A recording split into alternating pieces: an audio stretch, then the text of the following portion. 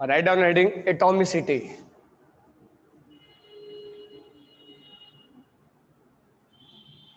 Atomicity. इसमें लिखना the number of atom present in molecules.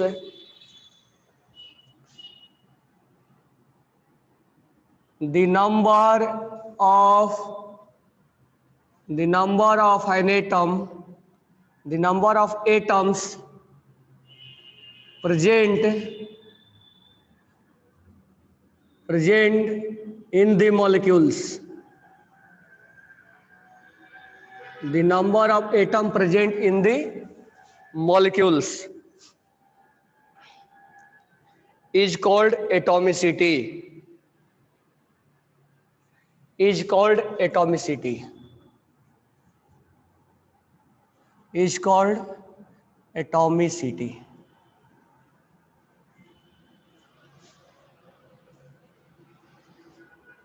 Is called atomicity.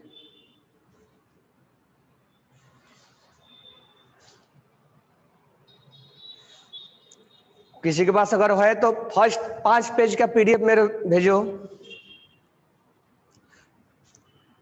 अब इसके बेसिस पे हम जो क्लासिफिकेशन करते हैं वो करते हैं mono atomic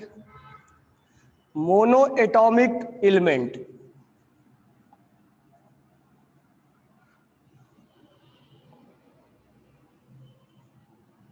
mono atomic element, the element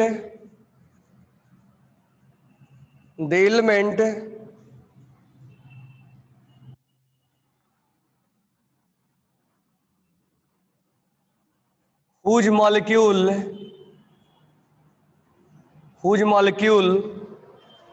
contain, okay, thank you,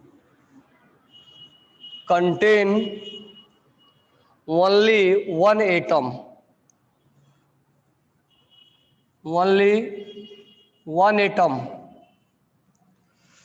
example copper, silver, helium, neon, जितने भी इनर्ट गैस है, इनर्ट गैस सब मोनो एटॉमिक में आते हैं।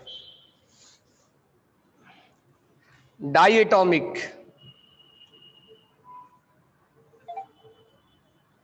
Atomic element. डाई एटॉमिक का मतलब हो गया the element of which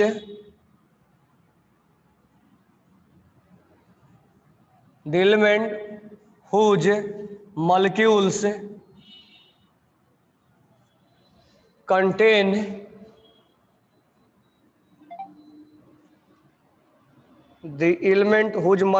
contain two atom, example H2, Cl2, Br2, O2, N2, etc. Third one, triatomic molecule, triatomic element. The element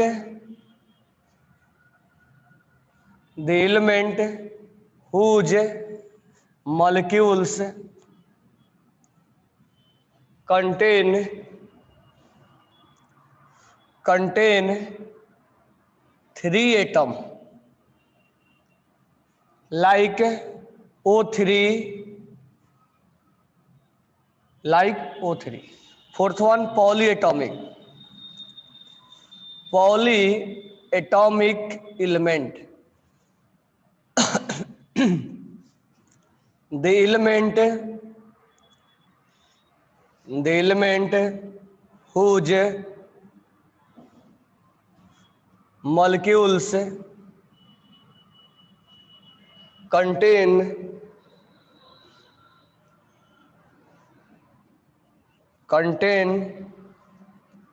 more than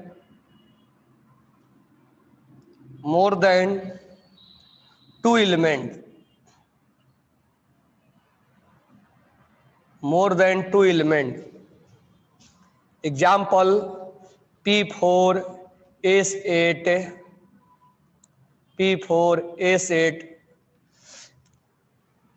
ये भी पॉलीएटॉमिक में ही कहलाएगा, मोर देन 2 में पॉलीएटॉमिक में ही कहलाएगा। तो हम यहाँ पढ़ रहे हैं एटॉमिसिटी, ओके ना, हम यहाँ पढ़ रहे थे एटॉमिसिटी। तो एटॉमिसिटी का सिंपली मीनिंग ये होता है कि अगर मॉलिक्यूल्स के पास कितने एटम हैं, उस मॉलिक्यूल्स के पास कितने एटम है, number of atom present in A molecules, वो मॉलिक्यूल्स कितना एटम को होल्ड कर रखता है। जैसे उसके बेसिस पर अलग अलग कैटेगरी बनाया गया। मोनो एटॉमिक यानी सिंगल एटम अगर रहेगा, जिसे कोई भी इनर्ट गैस होता है, helium, neon, argon, krypton, xenon, ये सब मोनो एटॉमिक होते हैं। ये कंबाइंड, दूसरे से कंबाइंड होके नहीं रहते हैं। कॉपर, सिल्वर, ठीक है, कॉपर सिल्वर तो कंबाइंड भी हो सकता है, इनर्ट गैस कंबाइंड नहीं होता है, तो उसको मोनो एटॉमिक के नाम से जाना जाता है। मोनो मतलब एक, मोनो मतलब एक, एटॉमिक मतलब एक ही एटम होगा। तो मोनो एटॉमिक मतलब जिसके पास केवल एक ही एटम हो, उसको हम बोलेंगे मोनो एटॉमिक। सेकेंड है डाई एटॉमिक, नाम से भी क्लियर हो रहा है, डाई, डाई मतलब दो, यानी जिसके पास दो एटम होगा। तो the elements whose molecules contain 2 atom. अब इसके पास दो एटम है, हाइड्रोजन H2, इसके पास दो एटम है, सेम एटम है दोनों, यहां पर दो एटम है, N2 में दो एटम है, ये डाई एटॉमिक कहलाएगा। ट्राई एटॉमिक, ट्राई एटॉमिक मतलब जिसके पास 3 एटम होगा। The element whose molecules contain 3 atom, जैसे ozone, ozone is known as triatomic. अब बात है पॉली एटॉमिक। पॉली एटॉमिक मतलब, पॉली मतलब बहुत सारा, पॉली मतलब बहुत, यानी the element whose molecules contain more than 2 element, more than 2 element. P4 4 इसमें है, इसको टेट्रा एटॉमिक भी बोल सकते हैं। S8 ऑक्टा एटॉमिक भी बोल सकते हैं। अब ये जो O3 है, O3 पॉली एटॉमिक में भी आ सकता है, या पर्टिकुलर अगर हम नाम देना चाहें तो हम पर्टिकुलर नाम भी दे सकते हैं कि ट्राई एटॉमिक है। इसको अगर पर्टिकुलर नाम देना चाहे तो टेट्रा एटॉमिक बोल सकते हैं, इसको ऑक्टा एटॉमिक बोल सकते हैं। तो डैट मीन्स इसके इधर अगर हम चाहे तो पर्टिकुलर नाम दे के भी बोल सकते हैं, और नहीं तो उसको पॉली एटॉमिक के नाम से हम जानेंगे। तो इसको ट्राई एटॉमिक बोल लो, टेट्रा एटॉमिक बोल लो, और S8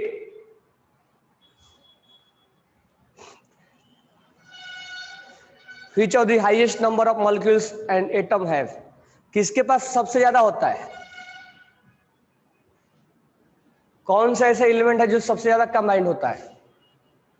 अगर सेम एटम के बारे में अगर बात करें, हाइड्रोकार्बन छोड़ दो, तो सल्फर के पास होगा, 8 एलिमेंट कंबाइंड होता है। अगर कार्बन को छोड़ दें, कार्बन में क्या होता है, कनेक्टिविटी ज्यादा होता है, तो सबसे ज्यादा कनेक्टिविटी सेम एटम में, कोई दूसरा नहीं, सेम एटम में अगर हम बात करें तो सल्फर में होता है। सल्फर 6 भी होता है, S6 भी होता है, और S8 भी होता है, S6 भी होता है और S8 भी होता है। तो this one is called atomicity. Last class में हमने मैटर के बारे में पढ़ाया था, मैटर, एलिमेंट, कंपाउंड, ये सब बताया था। अब लिखना classification of element, classification of element, write down next topic.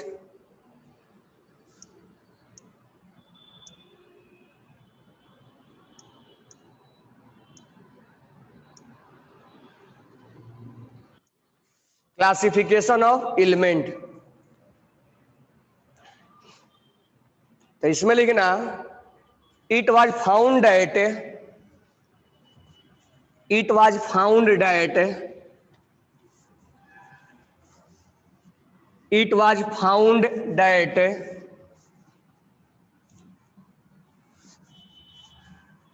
it was found that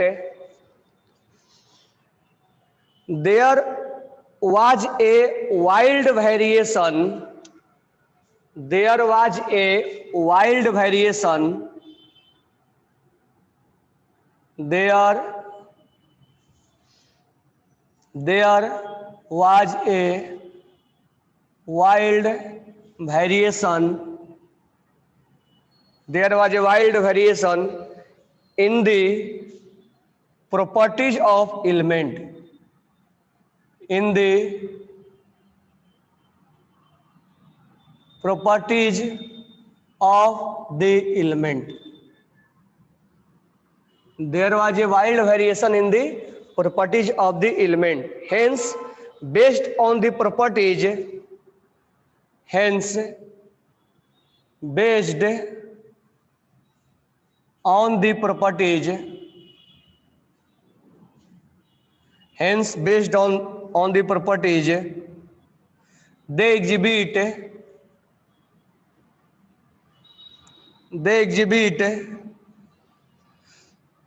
element classified element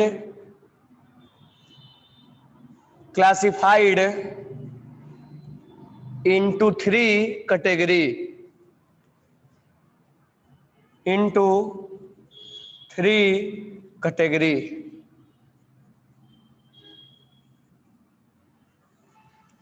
मतलब ऐसे तो नॉर्मली इसके बहुत तरह के वेरिएशन होंगे प्रॉपर्टीज के, लेकिन मेनली थ्री कैटेगरी में कन्वर्ट किया गया है. पहला मेटल, जो तुम लोगों को पहला चैप्टर पढ़ाया था मैंने, मेटल, नॉन मेटल, और third one is metal wide. ये मेरे को बताओ, क्या मेटल, नॉन मेटल और मेटल वाइड के प्रॉपर्टीज लिखवाना है क्या, या ऑलरेडी कंपाउंड में लिखना? A pure substance, a pure substance, a pure substance which is composed of two, which is composed of two or more element,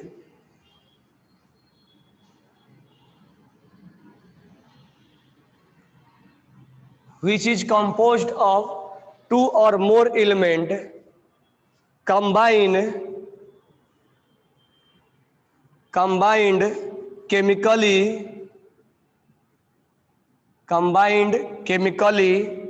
in a definite ratio, in a definite ratio, in a definite ratio, such that it can be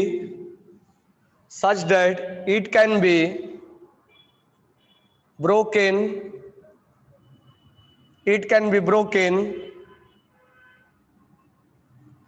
into element only by chemical means,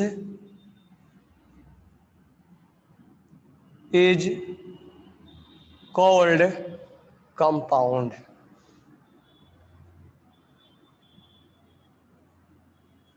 For example,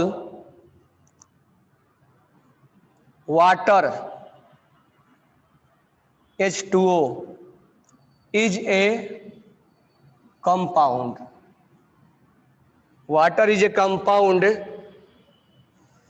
of hydrogen, oxygen combined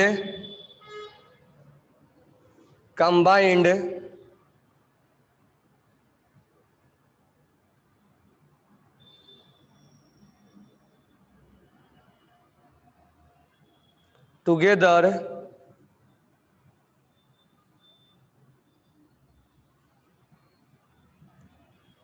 in the ratio of 1:8 by weight. Water can be broken. Water can be broken. Water can be broken into its constituent only by electrochemical method. Electrochemical method.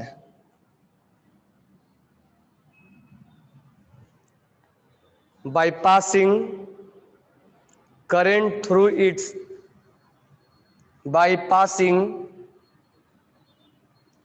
current through it. By passing current through it.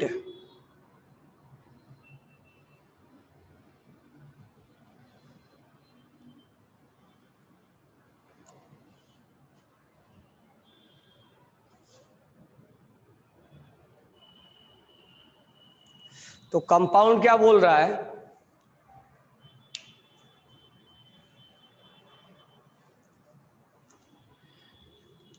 Compound क्या बोल रहा है? A pure substance which composed 2 or more element combined chemically. जैसे कि water एक compound है, तो water के अंदर 2 से ज्यादा एलिमेंट, यानी इसके अंदर हाइड्रोजन और ऑक्सीजन एक दूसरे में कंबाइंड है. कंबाइंड केमिकली मतलब दोनों के बीच में बॉन्ड बना हुआ है, इसमें इलेक्ट्रॉन शेयरिंग हुए हैं. इन ए डिफिनिट रेशियो, दोनों में जो रेशियो है, इसे इनका मास का जो रेशियो है 1:8 है. क्योंकि हाइड्रोजन का मास होता है कितना? H2O. हाइड्रोजन का मास होता है 1, 2 हाइड्रोजन है तो 2 हो जाएगा, और ऑक्सीजन का मास हो जाएगा 16. तो अगर दोनों का रेशियो लेंगे तो 1:8 हो जाएगा. Water is a compound of hydrogen and oxygen. Water is a compound of hydrogen and oxygen. यहां वाई छूटा हुआ है. Oxygen combined together in the ratio of 1:8. तो कह रहा है कि a pure substance which is compose 2 और मोर element combined chemically in A definite ratio such as it can be broken into only by chemical means it is called compound. जैसे water को अगर break करना होगा, water can be broken in its constituent, यानी hydrogen में और oxygen में break करना होगा, इसको हम इलेक्ट्रोकेमिकल मेथड से, इलेक्ट्रोकेमिकल मेथड मालूम होगा, उसमें करंट प्रोड्यूस करवा देते हैं.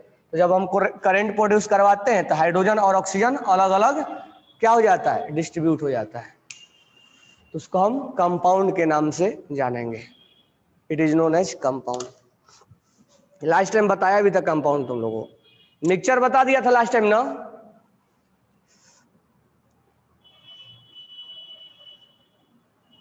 एलिमेंट, कंपाउंड, मिक्सचर तीनों बताया था ना. ओके, दोबारा हो गया कंपाउंड. तो लास्ट टाइम हमने एलिमेंट, कंपाउंड और मिक्सचर दोनों बताया था. डिफरेंस बिटवीन कंपाउंड और मिक्सचर लिख लोगे.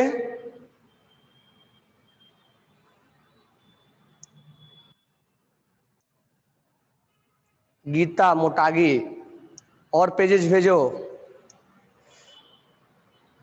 114 के बाद पेजेस भेजो. मिक्सचर और कंपाउंड का ये डिफरेंस हो गया हमारा. एलिमेंट, कंपाउंड और मिक्सचर, उसमें डिफरेंस भी लिखना है. एलिमेंट में क्लासिफिकेशन है, मेटल, नॉन मेटल और मेटलॉइड ऑलरेडी हमने टीच किया हुआ है, तुम जानते भी हो. कंपाउंड और मिक्सचर हो ही गया. तो मुटागी और भेजना इस पे। मेरा बुक पता नहीं गुम हो गया।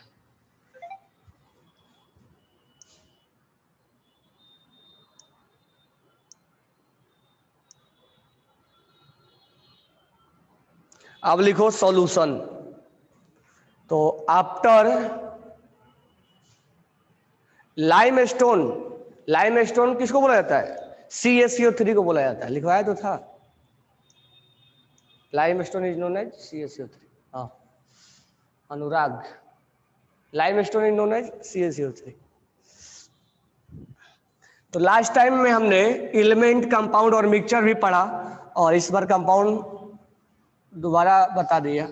साथ में कंपाउंड और मिक्सचर में डिफरेंस हो तो लिख लोगे।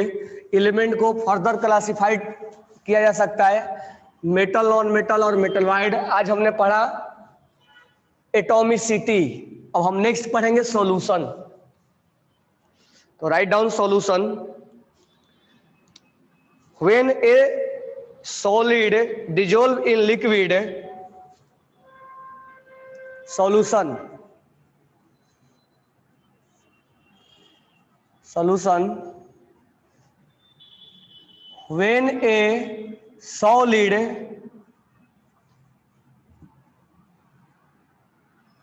dissolved in a liquid, और जनरली हम बात करेंगे वाटर का।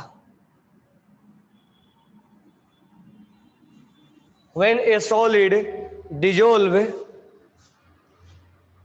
in a liquid, generally water, the product obtained is called a solution. The product obtained is called a solution. तो हम सॉल्यूशन डेली लाइफ में भी यूज करते हैं। A solution can be homogeneous and heterogeneous in mixture. A solution can be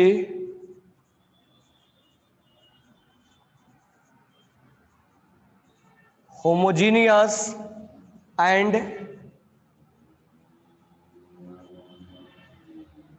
heterogeneous in nature.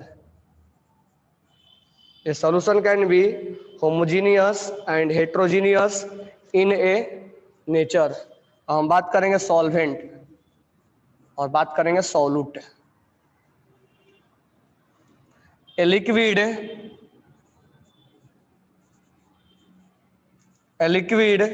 generally water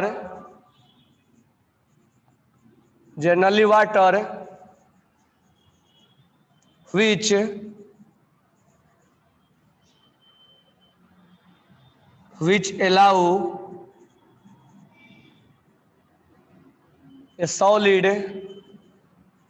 to dissolve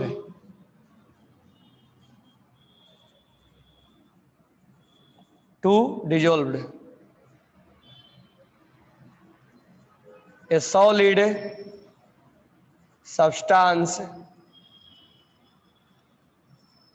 which dissolved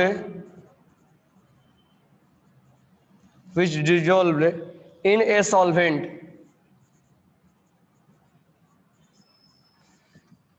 अगर हम example के बारे में बात करें तो मान लो हमने सॉल्ट लिया और हमने वाटर लिया।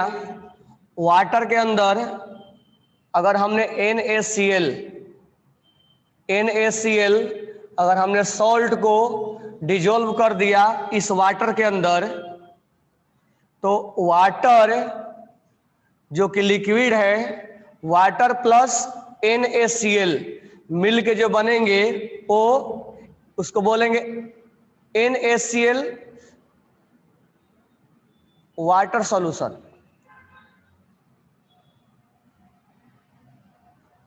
और इसके अंदर जो वाटर है वो सॉल्वेंट होगा, और जो डिजोल्व होगा सॉलिड उसको हम सॉल्यूट के नाम से जानेंगे। यानी सॉल्यूशन का डेफिनेशन क्लियर है, तो हम जानते ही हैं कि solid dissolve in a liquid generally water, the product obtain is called solution. Solution are homogeneous. Homogeneous का मतलब होता है कि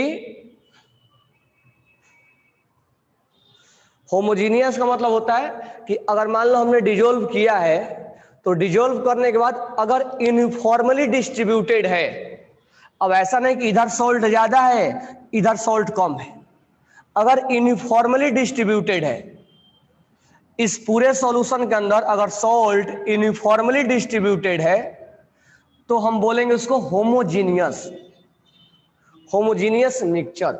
अगर वो यूनिफॉर्मली डिस्ट्रीब्यूटेड नहीं है, जैसे मड है, मड को अगर डिजोल्व करोगे वाटर में तो मड कुछ देर के बाद नीचे बैठ जाता है, तो उसको हम बोलेंगे कि वो हेट्रोजीनियस है, यानी इसमें यूनिफॉर्मली डिस्ट्रीब्यूटेड नहीं है।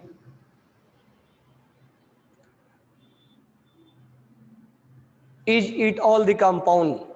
कंपाउंड जो होता है वो दो केमिकली से बनता है, दो रिएक्शन को एक सिंपल रेशियो में बोलते हैं, इसको हम कंपाउंड नहीं बोल सकते। ये सॉल्यूशन का मतलब होता है कि हम एक सॉल्यूट को और सॉल्वेंट को हम डिजोल्व कर रहे हैं।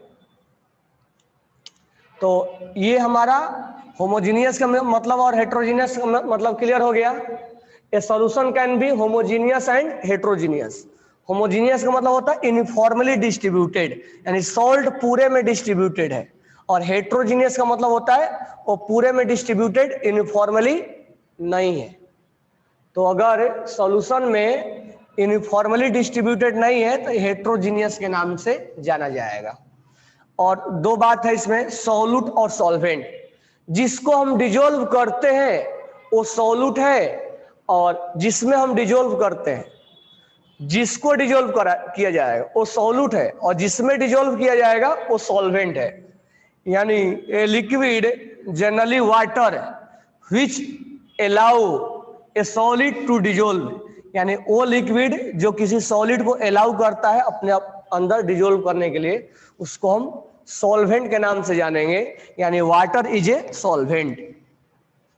सॉल्यूट यानी जो सॉलिड सब्सटेंस होता है जिसको डिजोल्व किया जाता है उसको हम सॉल्यूट के नाम से जानते हैं। यानी जो वाटर होता है वो सॉल्वेंट होगा, और जो NaCl होगा वो सॉल्यूट होगा। इसमें दो पार्ट है, solute and solvent. Heterogeneous homogeneous clear हो गया। सॉल्यूशन किसको बोलेंगे? जब एक सॉलिड सब्सटेंस को किसमें डिसॉल्व किया जाए? लिक्विड में, that is known as solution. वो होमोजीनियस भी हो सकता है और हेट्रोजीनियस भी हो सकता है, वो यूनिफॉर्मली डिस्ट्रीब्यूटेड भी हो सकता है, और मे भी ऐसा हो सकता है कि यूनिफॉर्मली डिस्ट्रीब्यूटेड ना रहे, तो उसको हम ना रहे तो हेट्रोजीनियस के नाम से जानेंगे।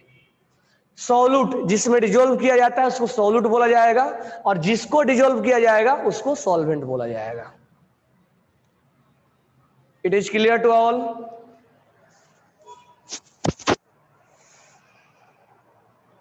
Okay, thanks to all. तो नेक्स्ट क्लास में हम इसके आगे कंटिन्यू करेंगे।